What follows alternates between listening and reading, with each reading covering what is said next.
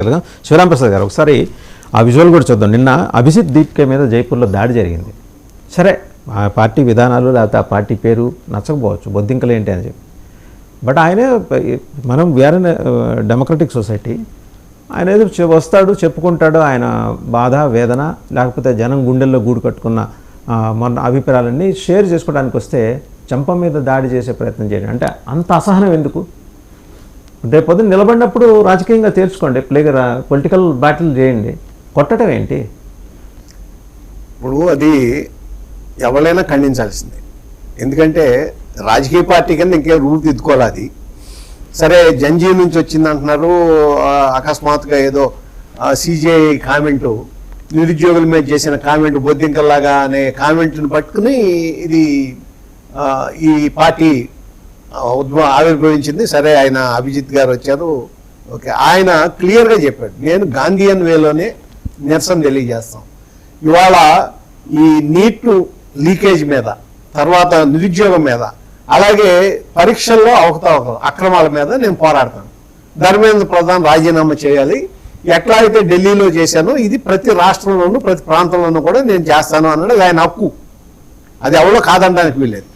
అలాగే ఇవాళ ఆయన మీద దాడి చేయటం అంటే ఒక విధంగా పిరికితనం, లేకపోతే ఆ పార్టీ పెరుగుతుంది, వాళ్ళ ప్రభావం పెరుగుతుందనే భయం.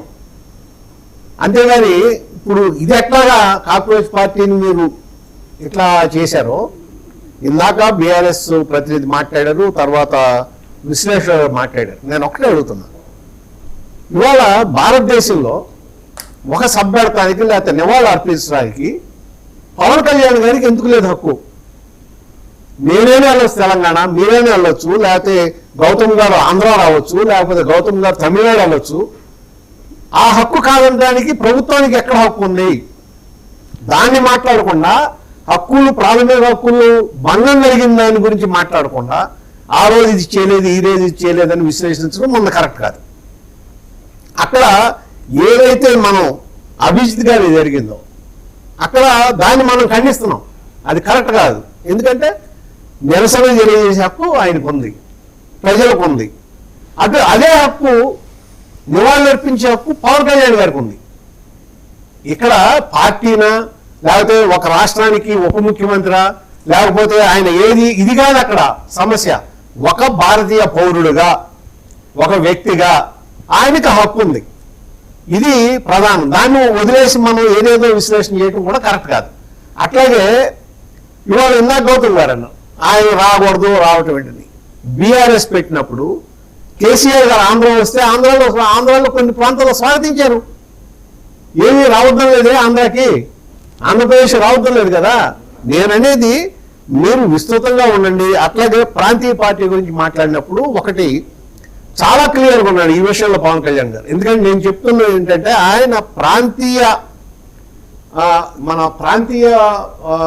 ప్రాంతీయతను పరిరక్షించుకుంటూ దేశ సమగ్రతకి పాటుపడాలి అన్నారు. అట్లాగే క్లారిటీ లేదన్నారు కదా. ఆయన సర్దార్ వల్లభాయ్ పటేల్ 536 సంస్థలను ఏ విధంగా విలీనం చేశారు, ఇవాళ అఖండ భారత్ ఏ విధంగా ఏర్పడింది, ఇది ఏర్పడటానికి కారణం ఏంటి, దీన్ని విడగొడటానికి ప్రయత్నాలు ఏ విధంగా జరుగుతున్నాయి అన్నదాన్ని విశ్లేషించారు. కానీ మనం ఏంటంటే అక్కడ అభిప్రాయం చెప్పడంలో, ఇందాక నేనే అన్నాను, ఆయన అభిప్రాయం చెప్పడంలో ఎప్పుడూ కూడా కన్ఫ్యూజన్ ఉంటుంది. మీరు ఇందాక చలి చేములో అన్నారు, చెడు చేములో అన్నాడు ఆయన, ఇది అంటాడు అది అంటాడు ఆయన. కాకపోతే ఒక విధానం ఏంటంటే క్లారిటీ ఉంది, ఇది నేను ఏం చేయాలి అన్న దాంట్లో ఉంది. నేను అనుకుంటున్నైతే ఆయన్ని నా అభిప్రాయం ప్రకారం ఇప్పుడు ఏదైతే భారతీయ జనతా పార్టీ, ఇప్పుడు ఇందాక గౌతమ్ గారు అన్న దాని గురించి కూడా ఒకటి మాట్లాడాలి. ఏంటంటే భారతదేశంలో సమగ్రతకి ఏమీ ముప్పు లేదు, ఇవాళ భారతీయ జనతా పార్టీనే సమగ్రతకి ముప్పు తీసుకొస్తాను నేను. గత 12 ఏళ్లుగా భారతీయ జనతా పార్టీ ఆధ్వర్యంలో, అలాగే ప్రధాని మోడీ ఆధ్వర్యంలోనే ప్రభుత్వం నడుస్తుంది. అంటే ఏ విధమైన అవకతవకలు లేకుండా ఉందంటే అది ఆయన గొప్ప కిందలే చూడాలి మనం, అంతే కదా. 12 సంవత్సరాలు అంటే చాలా పెద్ద లాంగ్ టర్మ్, అది లాంగ్ టెన్యూర్. కాబట్టి అంటే దేశ సమగ్రతకి భంగం కలగకుండా ఉంది అంటే ఆ గొప్పతనం మోడీకి ఆపాదించాల్సిందే, బీజేపీకి ఆపాదించాల్సిందే.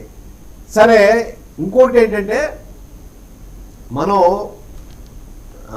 ఈ డీప్ స్టేట్ అనేది సరే ఎంతవరకు ఉంది ఏంటి అనేది ప్రూవ్ అవ్వదు, కానీ ఖచ్చితంగా రాహుల్ గాంధీ గారు మాట్లాడేటప్పుడు ఆయన భారత్ జోడో యాత్ర చేశారు, భారతదేశం అంతా తిరిగారు. నాకెందుకు హక్కు లేదని పవన్ కళ్యాణ్ ప్రశ్నించాడు అక్కడ నిన్న. అది కరెక్టే కదా. మరి భారత్ జోడో యాత్ర పెట్టుకుని భారతదేశం అంతా తిరగనప్పుడు రాహుల్ గాంధీ గారు పవన్ కళ్యాణ్ వచ్చి నివాళులు అర్పిస్తే జరిగేది ఏముంటుంది అక్కడ? ఏమవుతుంది? ఆయన ఏం మాట్లాడతాడు? వస్తాడు, నివాళులు అర్పిస్తాడు, వెళ్తాడు. ఏముంది దానికి? తప్పేముంది దానికి? ఇంకొకటి, ఈ రాష్ట్రం గురించి మాట్లాడుతున్నప్పుడు ఒకటి మనం ఇది వరకు వెళ్తే తెలంగాణ సాయుధ పోరాటంలో ఎంతమంది ఆంధ్రప్రదేశ్కి అప్పుడు ఆంధ్రాకి చెందిన వ్యక్తులు వచ్చి ఇక్కడ ఆత్మార్పణ చేశారో, ఏ విధంగా ఇక్కడ జరిగిన పోరాటానికి ఆంధ్ర రాష్ట్రం, ఆ రోజున ఉన్న ఆంధ్ర ప్రాంతం సపోర్ట్ ఇచ్చిందో ఒక్కసారి వెళ్తే చరిత్రలోకి వెళ్తే సురవరం ప్రతాపరెడ్డి గారు రాసిన పుస్తకాలు చదివితే అర్థమవుతుంది. అంటే చరిత్ర సంస్కృతి, తెలంగాణకు ఆకాంక్షలు ఉన్నాయి, అన్యాయం జరిగింది అనుకున్నారు, రాష్ట్రం విడిపోయింది. కానీ రాష్ట్రం విడిపోయినా హృదయాలు విడిపోవు, మనుషులు ఒకటే. ఇక్కడికి అక్కడికి సంబంధాలు సాగుతున్నాయి. ఎటు తిరిగి ఏంటంటే పాలిటిక్స్కి వచ్చేటప్పటికి ఇష్టమైన మాట్లాడుతున్నారు, రాజకీయానికి వచ్చేటప్పుడు మాట్లాడుతున్నారు. సరే, గౌతమ్ ప్రసాద్ గారు ఒకటి కేటీఆర్ గారి భార్య ఎవరు? ఆంధ్ర ప్రాంతానికి చెందినవాడు కదా. కేటీఆర్ గారి భార్య ఆంధ్ర ప్రాంతానికి చెందినవారే కదా.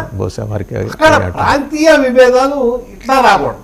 ఇది దేశ సమగ్రతకి ఖచ్చితంగా బాగా. ఏంటంటే ఓకే, ఏ ప్రాంతం ఆకాంక్షలు ఆ ప్రాంతం నిలబెట్టుకోవడానికి, లేకపోతే అది తప్పు లేదు. రాష్ట్రం కావాలని కోరుకోవడంలో కూడా తప్పు లేదు. గౌతమ్ ప్రసాద్ గారు మాట్లాడతారు. గౌతమ్ ప్రసాద్ గారు, ఆయన అభిజిత్ దీప్కే మీద దాడి జరిగింది. Is free to air his views. దేశంలో ఇప్పుడు ఏ పార్టీ నాయకులకి, ఏ పార్టీలకి అన్ని రాష్ట్రాల్లో వెళ్ళి అక్కడ రాహుల్ గాంధీ కర్రలు వెళ్తాడు, గెలుస్తాడు, ప్రియాంక గెలుస్తుంది. ఆయన ఇంకా నిల్చోలేదు కదా, వెళ్తున్నాడు. ఆయన ఏదో అభిప్రాయాలు నీటి మీద మాట్లాడటానికి వెళ్ళాడు, అన్యాయాల మీద మాట్లాడటానికి వెళ్ళాడు. అంటే ఆ గొంతుక కూడా నొక్కేస్తారా? అంత అసహనం ఎందుకు?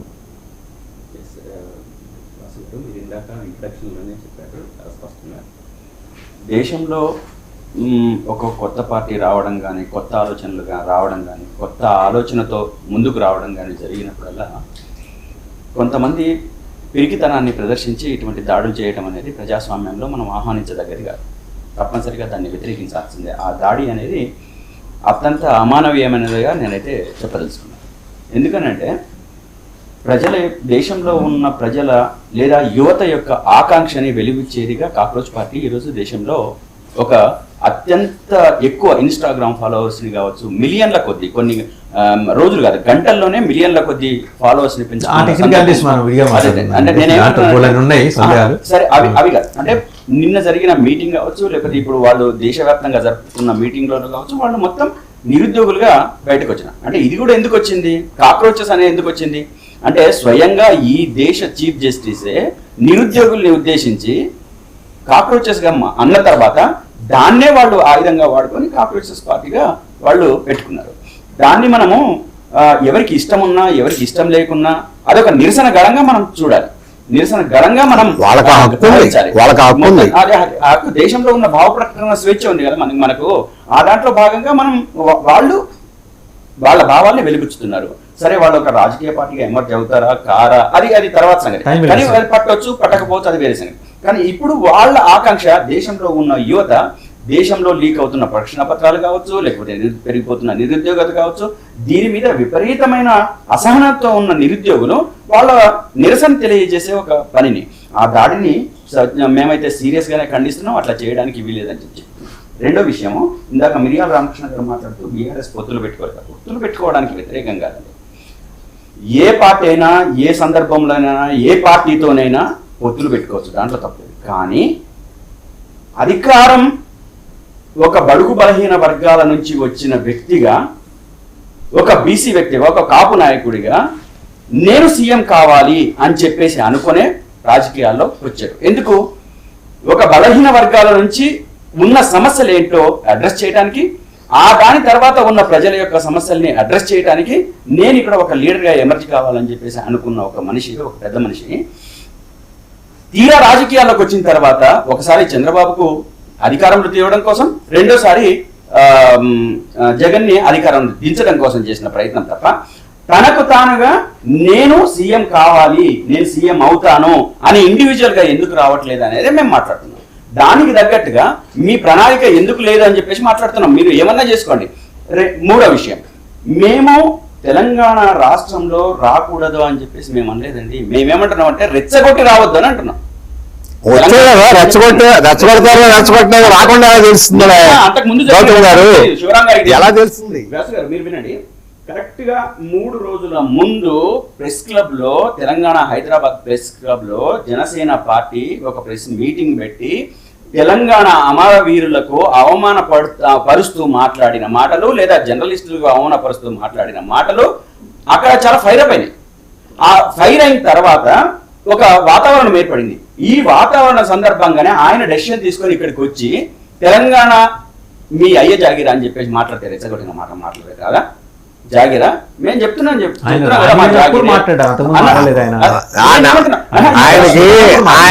ఆయన పర్మిషన్ ఇవ్వనప్పుడు మాట్లాడారు ఆ మాట. నేను మీరు మాట్లాడేటప్పుడు ఎందుకు మాట్లాడలేదంటే నేను మాట్లాడేటప్పుడు మళ్ళీ మీరు అడ్డం వస్తారని చెప్పేసి మాట్లాడలేదు. ఎందుకు డిస్టర్బెన్స్ అని నేనేమంటున్నానంటే, ఇక్కడ ఒక ఉద్రిక్తత పరిస్థితి లేదా పరిస్థితులు మారినప్పుడు ఒక బాధ్యతాయుతమైన తెలివిగల నాయకుడు ఏం చేయాలని చెప్పేసానంటే అసలు 2వ తారీఖున మీటింగ్ పెట్టుకోవద్దు. పెట్టుకోకుండా ఏం చేయాలని చెప్పేసానంటే అక్కడ పరిస్థితి ఏర్పడింది కాబట్టి, జనరల్గా అయితే పెట్టుకోవచ్చు, దాంట్లో తప్పలేదు, కానీ అక్కడ పరిస్థితి ఏర్పడింది కాబట్టి దాన్ని ఖచ్చితంగా కొంత అవాయిడ్ చేసి పరిస్థితులు చక్కబెట్టిన తర్వాత రావచ్చు, నివాళులు అర్పించుకోవచ్చు. ఇక్కడ పార్టీ నేను పెట్టలేదు, లేకపోతే మాకు హక్కు లేదా, మేము తిరగొద్దా అని చెప్పేసి మాటలు ఎవరు లేరు. మీరు గత దాదాపు 2 సార్లు ఎలక్షన్స్ లో లేదా మున్సిపల్ ఎలక్షన్స్ లో మీరు పోటీ చేసిండ్రు. అది బీజేపీతో కావచ్చు, మీ ఇండివిజువల్ గా చేసిండ్రు. ఎవరు వద్దన్నారు మీకు? ఎప్పుడైనా అడ్డు చెప్పినరా? మీకు 2000 వచ్చినాయా, 3000 వచ్చినాయా, 10,000 వచ్చినా లెక్క కాదు. మీరు ఇక్కడ పోటీ చేసిండ్రా లేదా? మీరు గెలవలేదన్న సంగతి పక్కన పెట్టండి. కానీ మిమ్మల్ని ఎవరన్నా అడుగున్నారా? ఎవరన్నా ఏ సందర్భంలో మాట్లాడినరా? ఎక్కడ తెలంగాణ వాదులు ఈ 10 సంవత్సరాలు, అంతకు ముందు మేము పరిపాలన చేసినప్పుడు మా కేసీఆర్ గారి నాయకత్వంలో ముఖ్యమంత్రిగా ఉన్నప్పుడు ఆంధ్ర ప్రజల్ని కానీ, ఇక్కడ ఉన్న ఆంధ్ర ప్రజల్ని ఇబ్బంది పెట్టేటట్లు కానీ, లేదా పెట్టుబడిదారులను ఇబ్బంది పెట్టేటట్లు కానీ ఏదైనా ఒక సంఘటన జరిగిందా? వెళ్ళగొట్టే ప్రయత్నం జరిగిందా? వెళ్ళగొట్టాలి అని చెప్పేసి అనుకుంటే పరిస్థితి ఇట్లా ఉండేదా? మేము అట్లా వ్యవహరించినామా? మీరు చెప్పండి. మీరు మోకాలికి బోడిగుండుకు దయచేసి ముడిపెట్టొద్దు అని చెప్పేసి అని అంటున్నా. ఆంధ్ర ప్రజలకు ఏమంటున్నానంటే, శివరాం గారికి, ఇంకొక గారికి నేను అడుగుతుంది అంటే, మీరు ఇట్లా కాదు,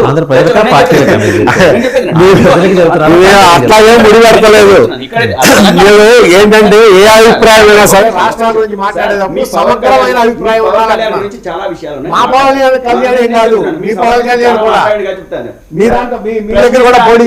రాజకీయాల్లో ఎందుకు వచ్చాడు? ఇదే తెలంగాణ గడ్డ మీద మాట్లాడుతూ ప్రశ్నిస్తా, నేను ప్రభుత్వాన్ని ప్రశ్నిస్తా అని చెప్పేసి అన్నాడు సార్. ఈ రోజు ఏమంటున్నాడు? ప్రశ్నించడానికి వీల్లేదని చెప్పేసి మాట్లాడుతున్నాడు. ఆ రోజు గౌతమ్ గారు పవన్ కళ్యాణ్ గారి విషయంలో మాత్రం పవన్ కళ్యాణ్ ఆనాడు నేను చెగువేరాతోని లేదా లెఫ్ట్ ఆర్గనైజేషన్ లేకపోతే లెఫ్ట్ తోని నేను ప్రజలతోని మమేకమై ఉంటా అని చెప్పేసి అని అన్నాడు. ఈ రోజు ఏమంటున్నాడు? సనాతనమే అని చెప్పేసి అని అంటున్నాడు. ఆ రోజు ఏమన్నాడు? నాకు కులం లేదు, మతం లేదు, నేను రాజకీయాల్లో స్వచ్ఛందంగా వచ్చినంత, ఇప్పుడు నీకు కులం ఉండాలి అని చెప్పేసి మాట్లాడుతున్నాడు. అదేవిధంగా ఆనాడు వద్దు అనుకున్నది, అదేవిధంగా కుల భావన వద్దు అనుకున్నది, ఈ రోజు కుల భావన ఎట్లా అవకాశం హిందీ. ఒక్క నిమిషం సార్. ఆ రోజు ఉత్తరాది పెత్తనం మన మీద ఎందుకు అని చెప్పేసి నిలదీసి గళమెత్తి మాట్లాడిన ఆయన ఈ రోజు ఉత్తరాది ఎందుకు ఉండొద్దు అని చెప్పేసి మాట్లాడుతున్నాడు. హిందీ మన భాష కాదు, మన దగ్గరికి రావద్దు అని చెప్పేసి మాట్లాడని ఈయన ఈ రోజు హిందీ ఎందుకు వద్దు అని చెప్పేసి మాట్లాడతారు. ఇట్లా మాట్లాడుకుంటూ పోతే చాంతాడంది సార్. ఆయనకు ఒక క్లారిటీ ఉండదు సార్. మీరు చెప్పండి, ఒక మతి స్థిమితం ఉన్న మనిషిలాగా ఒక సందర్భంలో ఒక పార్టీతోని, ఒక జెండాతోని, ఒక ఎజెండాతోని నా ప్రజలకు ఏం కావాలి, ఆ ప్రజల కోసం నేను ఎట్లా రామకృష్ణ గారు మాట్లాడారు, ఎనర్జీ కావాలని చెప్పేసి ఎక్కడ కూడా ఆయన ప్రయత్నం చేశారు. ఆయన పని కానీ రామకృష్ణ మాట్లాడతారు. ఒక్క నిమిషం. కొన్ని వేల మంది, లక్షల మంది పవన్ కళ్యాణ్ వస్తే చాలా మంచిగా జరుగుతుందని చెప్పేసి అనుకున్న వాళ్ళు చాలా మంది ఉన్నారు సార్. కానీ వాళ్ళ ఆశల్ని అన్నిటి అడిగేటట్టు రామకృష్ణ గారు మీరు మాట్లాడండి. ఇది ఒప్పుకోకపోతే మేమేం చేయలేం. రామకృష్ణ గారు